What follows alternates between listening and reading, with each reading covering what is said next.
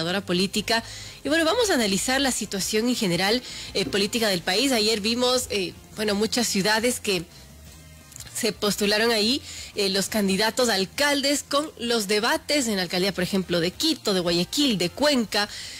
Y bueno, muchos dicen, han cuestionado el formato, pero más allá del formato, pues muchas promesas, muchos reclamos que estuvieron presentes en estos debates. Y quisiera empezar por allí, Gabriela Panchana, yo le doy la bienvenida. Y bueno, a rasgos generales, ¿cómo ve esta situación de los debates que tuvieron lugar ayer en esta ocasión? Los candidatos alcaldes de las distintas ciudades, las más grandes del país, estuvieron, presentando sus propuestas. Quizás el tiempo no daba tanto para presentar propuestas, pero quizás para conocer algo de los candidatos que están postulándose, porque tenemos, como sabemos, el 5 de febrero que acudir los ecuatorianos a las urnas, y no solamente para votar por los alcaldes, sino también por varias dignidades, como son prefectos, como son los consejeros del Consejo de Participación Ciudadana, y además tenemos que votar por el referéndum que nos plantea el gobierno. Gracias por estar con nosotros, Gabriela, bienvenida. Y bueno, ¿qué decir de estos debates a grosso modo sobre, no sé si lo viste ayer,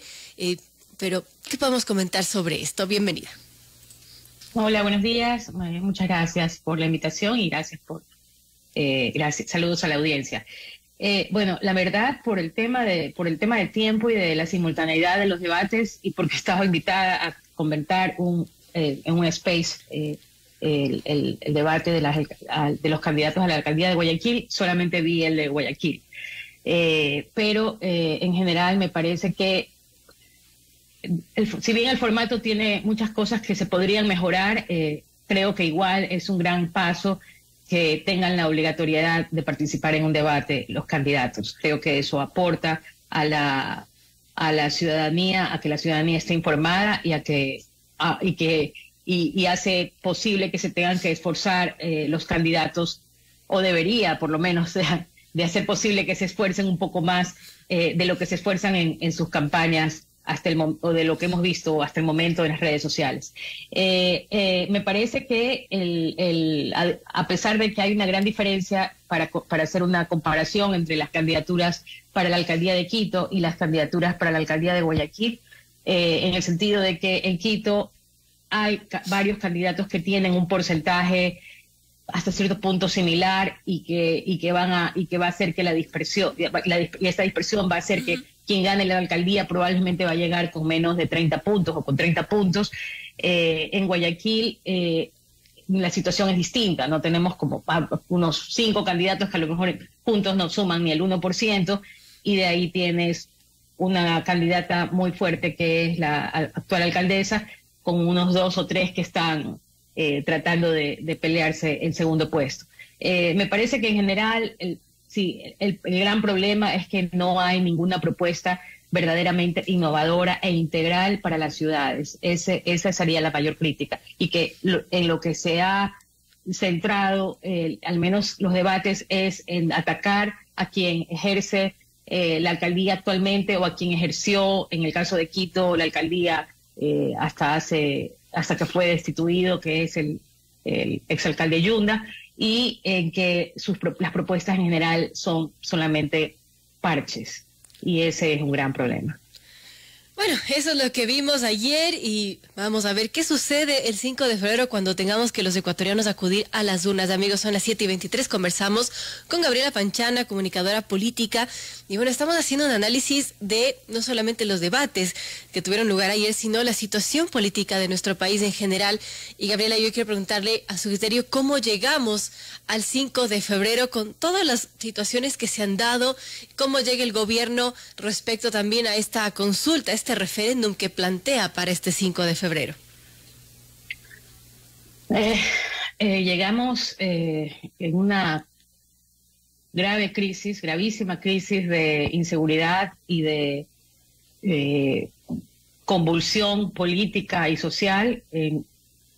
porque estamos, como decía yo el otro día, en medio de un cruce de balas, ¿no? En medio de un cruce de balas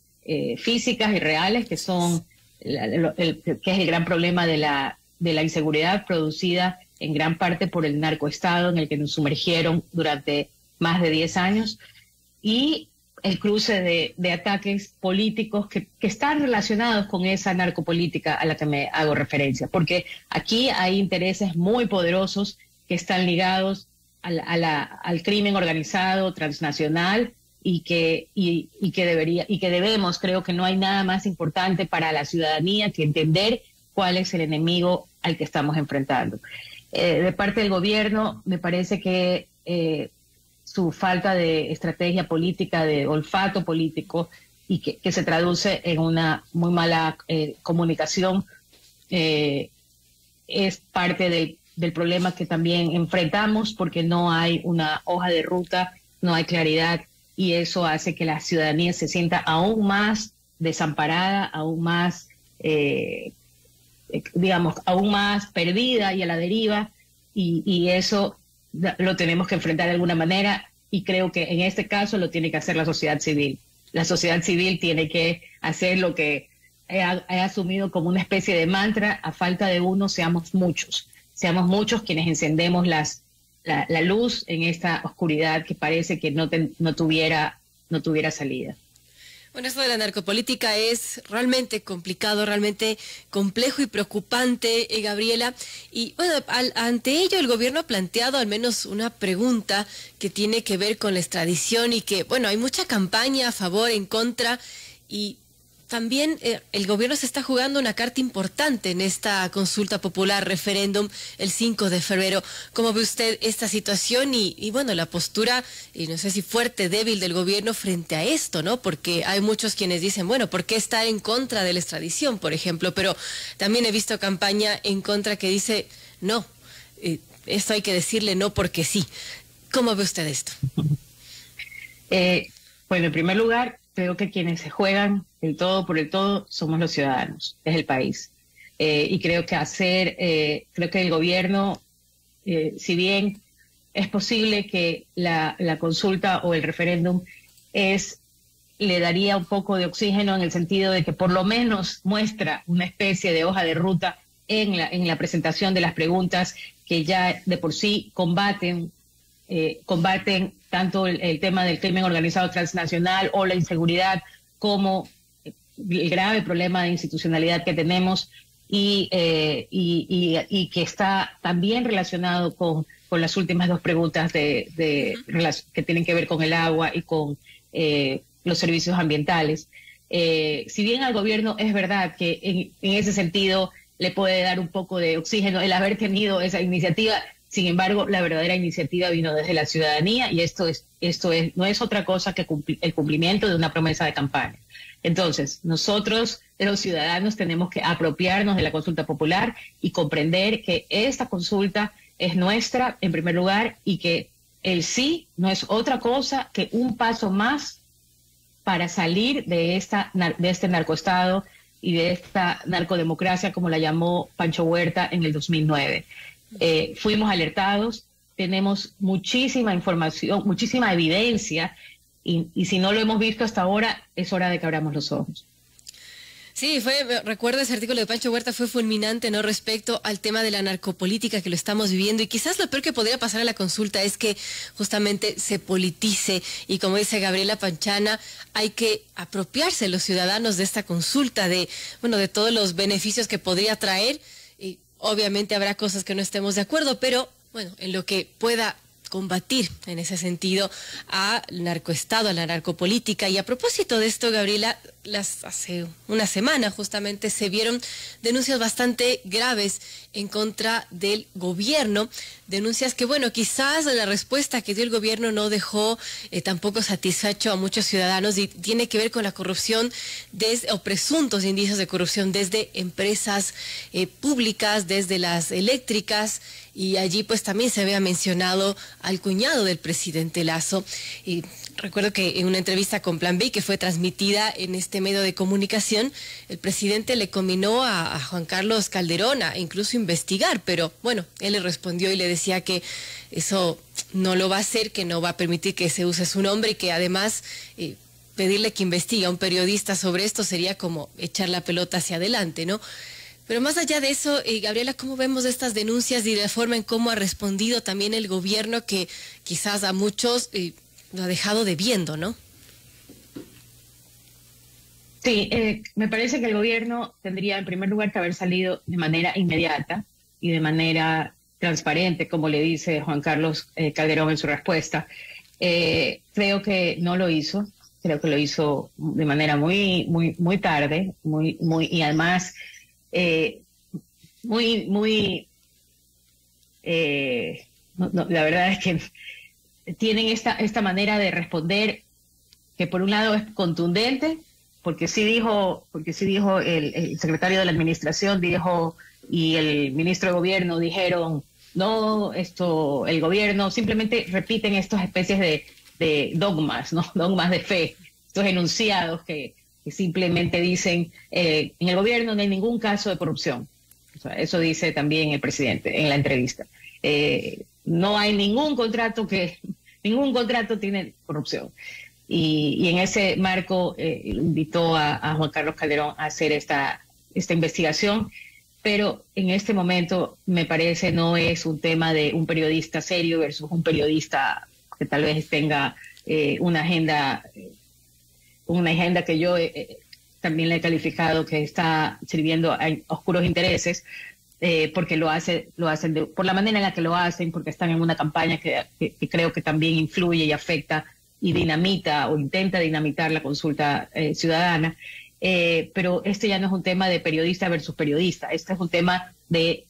investigar ante la justicia y de hacer que de verdad haya una transparencia para generar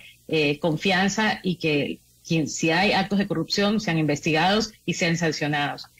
Salir a simplemente negar y a simplemente tratar de santificar o de sublimar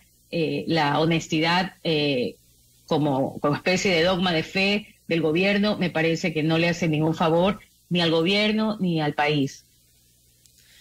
Y bueno, así con todas estas situaciones, Gabriela, llegamos a la consulta popular y también hay un tema que, bueno, es complejo, ¿no? Porque vamos a las urnas del 5 de febrero a votar y escoger a los nuevos consejeros del Consejo de Participación Ciudadana, pero a la vez también vamos a votar por un referéndum en lo que vamos a quitarle las funciones, sobre todo la designadora de autoridades, que quizás es clave, porque, bueno, quizás este consejo también nos deja debiendo y bastante, ¿no? Sí, esas preguntas, la pregunta número, bueno, para mí todas las preguntas tienen un valor y sí es verdad que no son la panacea porque son enmiendas. Enmiendas significan cambios pequeños y ese es el único tipo de cambio que se puede hacer a través de referéndum o de consulta ciudadana.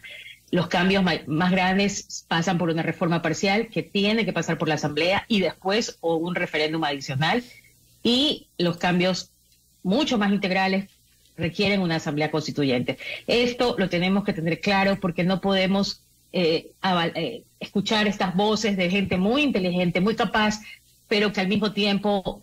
se suman a esta voz, a este desasosiego general en el que nos dicen nada sirve para nada, todo está perdido, la consulta tampoco va a resolver nada. Eso no es verdad.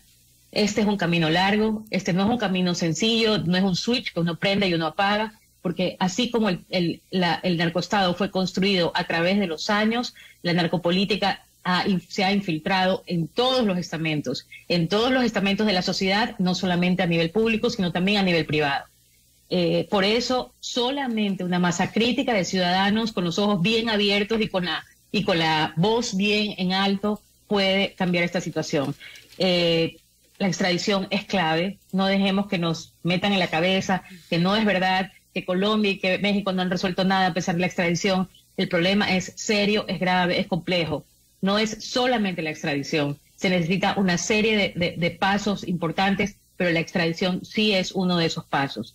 Entonces, el tema del Consejo de Participación, aparte de la extradición, es el otro gran tema y el otro tema que debemos de apoyar el sí. Si no nos liberamos de la manera en la que solamente 4 personas, una mayoría de 4 personas en el Consejo de Participación pueden designar a 77 autoridades de control del Ejecutivo, eso es una barbaridad, porque controlar a 4 es muy fácil y hay unos tentáculos muy fuertes que son capaces de, a través de sobornos o de vínculos o inclusive de amenazas, porque desgraciadamente aquí hay tanta gente con tal rabo de paja que lamentablemente es muy complicado que haya verdadera independencia, y eso es parte del problema. Y al mismo tiempo, yo personalmente, porque también he escuchado a gente muy valiosa que dice que como está a favor de que el Consejo de Participación deje de designar las autoridades y deje de ser electo vía falsa democracia, porque a pesar de que es vía sufragio, realmente quienes llegan a la papeleta tienen siempre, o la mayoría tienen vínculos, como hemos visto que la Revolución Ciudadana, entre comillas, tiene a sus candidatos vestidos del mismo color, y evidentemente para que sirvan a sus intereses, y así otras fuerzas políticas. Sí creo, hay gente que dice que si está en contra del Consejo de Participación, entonces hay que votar nulo. Yo no voy a votar nulo, porque de todas maneras va a existir un Consejo de Participación, con muchas menos funciones, esperemos, si es que gana el sí en esas preguntas, pero van a llegar esas personas. Entonces, no nos da igual quién llegue. Y el nulo no existe en términos reales, no es que el nulo va a generar una realidad distinta. Igual van a llegar, y probablemente si un grupo de gente muy grande vota por el nulo, lo que va a hacer es que la mafia va a estar muy bien representada en el Consejo de Participación Ciudadana y Control Social. Sí, es complejo, y bueno, vamos a ir a votar a las urnas entonces, y en medio pues también en esta pregunta en la que vamos a quitar las funciones de este Consejo de Participación Ciudadana, y más allá de del sí o del no, o de lo que suceda, pues es este deber cívico, ¿no?, que tenemos este 5 de febrero. Amigos, son las 7:36, conversamos con Gabriela Panchana, comunicadora política, y bueno, estamos analizando la situación política de nuestro país. Empezamos conversando un poco sobre los debates que tuvieron lugar ayer, pero más allá de esto, y más allá de que, bueno, vamos este 5 de febrero a las urnas, vamos a ver qué sucede. También, Gabriela, ¿qué podríamos decir de estos primeros años del gobierno de Guillermo Lasso? ¿Cómo llega Lasso en este, bueno, más de año y pico? ¿Qué le espera? Porque todavía le quedan 2 años más, ¿no? A ver, creo que él llegó con una consigna, con un mandato ciudadano. Él llega a la segunda vuelta en una votación que casi no lo deja avanzar, y es gracias a que la gente decide